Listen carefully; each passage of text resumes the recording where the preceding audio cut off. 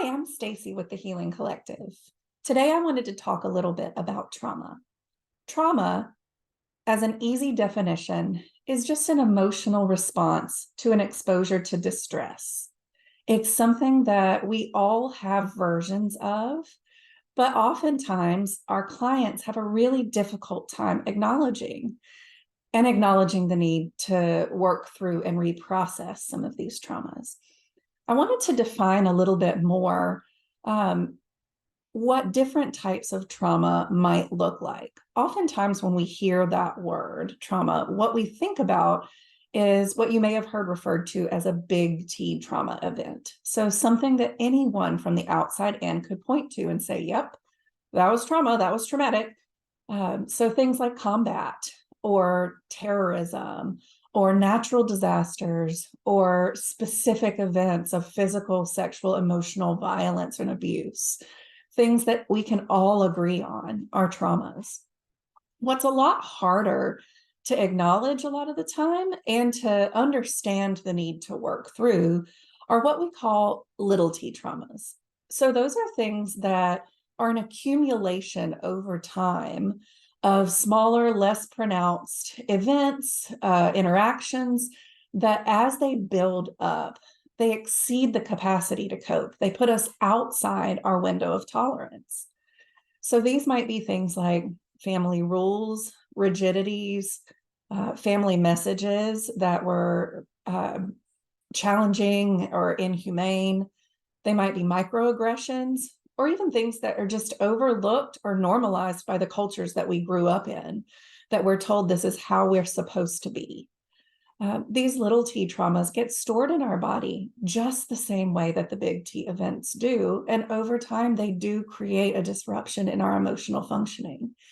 So one thing that I like to give as a disclaimer for this is that acknowledging little t trauma and trauma from childhood and from upbringing is not an immediate indictment on our parents or our caregivers. Oftentimes for my clients, this is a point where things get a little conflictual because they say, Stacey, I don't have any trauma. I had a great childhood. And those two things can both be true at the same time. I had a great childhood and I still have traumas that I need to work through. There's some perception that factors into this. And we can all agree that children and children's understanding of the world and how to navigate it and their perception of the world may not always be 100% accurate to the reality of what's going on around them. So a perception of a lack of safety, a perception of abandonment, a perception of the need for something more or different is just as strongly held in the body as that being accurate to the situation. An example of this might be a client who comes in and really needs to support around working through abandonment trauma that's showing up in relationship patterns in adulthood. And when we start to talk about it as related to backstory, they say, I don't have abandonment trauma. I was never abandoned. Both of my parents were always there. But when we really start to dig in it, what we see is that one of those parents that the client really needed some love, affection, and attention from worked outside the home long hours, was gone first thing in the morning, often didn't come home until after bedtime. And that child didn't feel as though the person was there as much as they would have liked for them to be.